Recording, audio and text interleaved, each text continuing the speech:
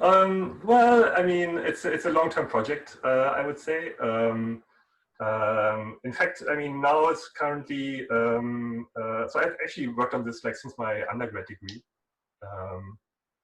So let's say, I don't know, maybe 7 years ago, I now started getting interested in this.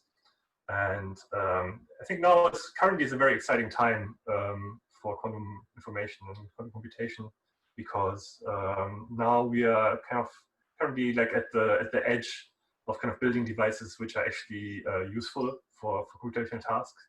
So very recently there has been a breakthrough by Google showing that their device actually has an advantage over like classical computers, and now it's really like the kind of like the early era of kind of having practical devices. So for me, I think it's easier because I'm a theorist.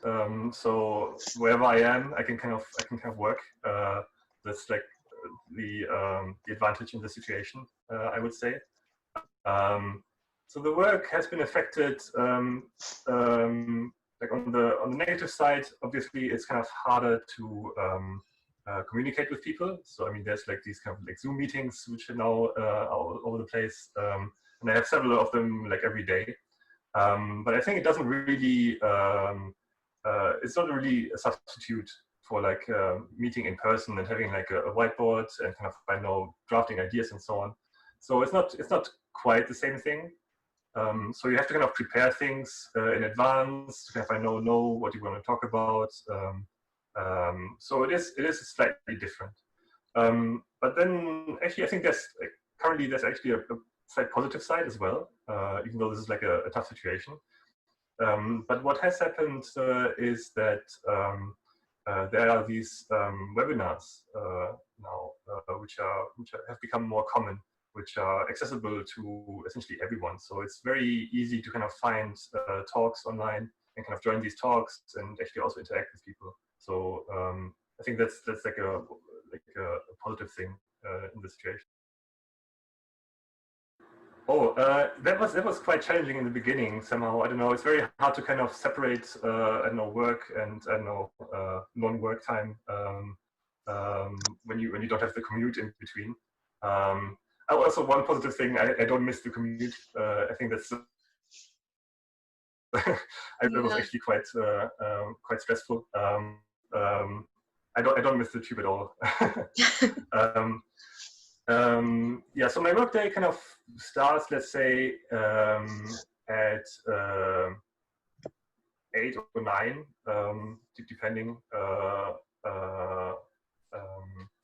on whether I have something like particular I have to work on, and yeah, then it's kind of interrupted by meetings that I kind of prepare. I kind of have lunch at a regular time. I think that's kind of important to kind of not kind of work on something and then kind of drag out lunch for too long. So it's kind of good to kind of keep like regular habits and schedules. I'm having like a coffee break every day at like 4, and yeah, and then I usually finish at like 7 or so, unless there's like again a Zoom call with somebody in the US, and then it can kind of become later. Yeah. But that's kind of hard to avoid. I don't know. So what I kind of started doing now, which I don't know whether this is like due to lockdown, but I kind of so I have this office, so I'm kind of lucky that I kind of have like a separate room. I think that kind of really helps to kind of separate things. I think if I had to kind of work in my bedroom, that would have been a bit challenging. So it's good to kind of be able to kind of walk between different rooms. And well, I mean, my work essentially kind of is on the computer, or I don't know, on like this iPad. Yeah. And what I kind of started doing now, since I don't have a whiteboard at home, and I kind of don't feel like buying one, I kind of bought like lots of this like DIN A4 paper. So it's like large format paper, and then it's nice to kind of have like lots of space to kind of draw, and so I kind of sometimes I prefer that over the small iPad. Yes, so I supervise or co-supervise PhD students, and we have regular meetings, and we kind of discuss the project. We also kind of talk via WhatsApp So I think there are like lots of communication channels available. So it hasn't been affected too much, I would say.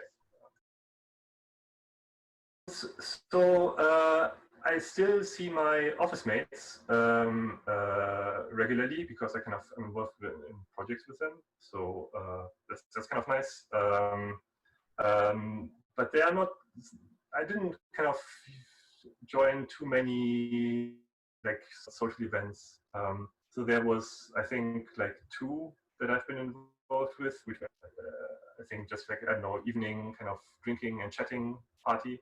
But I think that was just in the beginning of the lockdown, and then it kind of died out a little bit. I think people kind of got tired of it, maybe, I don't know. I don't mind so much as kind of, I know, kind of working on my own and kind of keeping like a, kind of figuring out what to do next and kind of, I know, scheduling my tasks and so on. And not necessarily kind of depending too much on kind of, I know, working in a group or so on. I think it kind of it works well for me. I can see how this is more difficult for people who kind of, I know, kind of need this interaction, like this kind of like daily interaction with, like, I know, people that you work with. I think it is different from before, but I think I kind of, like, my style of working kind of, I can kind of cope quite well with the current situation, I would say. It will be strange, I think, at first. I mean, what I do miss very most is kind of, I know, just having like coffee breaks with my office mates. I think that's always fun. And also kind of just having a chat about something. I mean, we kind of still do that, I don't know, at the beginning of, I don't know, like when we kind of discuss projects and so on. But I think that's kind of like what I would kind of, I know, look forward to most. But I do think, I mean, this is not going to be, I mean, I will be like one of the last people probably to kind of see UCL again, because, yeah,